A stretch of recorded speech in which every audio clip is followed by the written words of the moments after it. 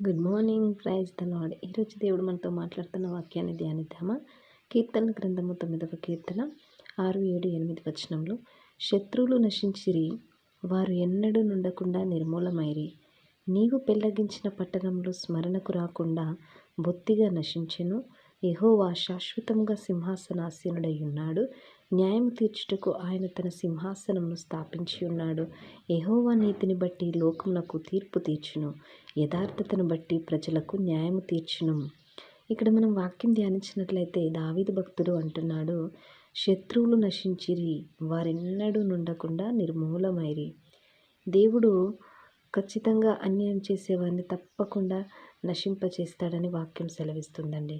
నీవు పెళ్లగించిన పట్టణంలో స్మరణము రాకుండా, దేవుడు ఏవైనా పట్టణంలో పెళ్లగించిన ఎడల అవి స్మరణకు రాకుండా, అంటే గుర్తు రాకుండా నశింపచేస్తాడంట. దేవుడు అత్యున్నత సింహాసనాసీనుడై ఉన్నాడన్నమాట. శాశ్వతమైన సింహాసనం మీద మన యేసు ప్రభువు ఉన్నాడండి. న్యాయము తీర్చుటకు ఆయన తన సింహాసనంను స్థాపించి ఉన్నాడు. తన సింహాసనం ఎదుట కూర్చుండి ప్రతి ఒక్కరికి న్యాయం తీరుస్తాడండి. యెహోవా నీతిని బట్టి లోకమునకు తీర్పు తీర్చును. ఎవరైతే నీతిమంతులుగా ఉన్నారో, అనీతిమంతులుగా ఉన్నారో, మనందరినీ, ప్రజలందరినీ ఒక చోట ఉంచి ప్రభు తీర్పు తీర్చే దినం అనేది రాబోతుందండి. ఒక దినాన యథార్థతను బట్టి ప్రజలకు న్యాయం తీర్చును. ఎవరైతే యథార్థంగా ఉంటారో వారి పక్షాన దేవుడు న్యాయం తీరుస్తాడు.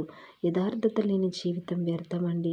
ఎవరైతే తన యొక్క జీవితాన్ని మార్చుకుంటారో, తన యొక్క బ్రతుకును మార్చుకొని తన యొక్క అన్యాయంలో ఉన్న స్థితిని కావచ్చు, దుర్మార్గంగా జీవించుచున్నారేమో, ఇతరులను దోచుకుంటున్నారేమో, ఆ యొక్క విషయాలలో ఎవరికైనా అన్యాయం చేస్తున్నారో అవన్నీ మనం తెలుసుకొని వాటి నుండి మనం విడుదల పొందుకొని దేవునికి యథార్థంగా మనం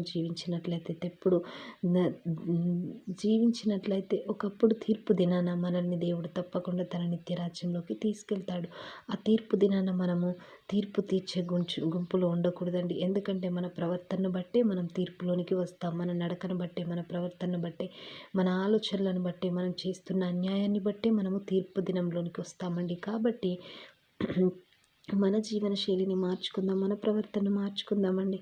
ఈరోజు మనం ఎలా ఉన్నాం, ఈరోజు మన జీవితం ఎలా ఉంది, ఈరోజు మన ఒక ప్రవర్తన ద్వారా ఎవరైనా దుఃఖపడుతున్నారా తెలుసుకోవాలి. ప్రతిదినము మన జీవితంలో జరుగుతున్న ఇరుకులు, ఇబ్బందులు ఉన్నప్పటికీ కూడా ఏమైనా అబద్ధం ఆడుతున్నామా, ఎవరికైనా అన్యాయం చేస్తున్నామా? మరి దేవుడైతే తప్పకుండా ఒకనప్పుడు దేవుడు తీర్పు తీర్చే దినమైతే రాబోతుందని దావీదు భక్తుడు అంటున్నాడు.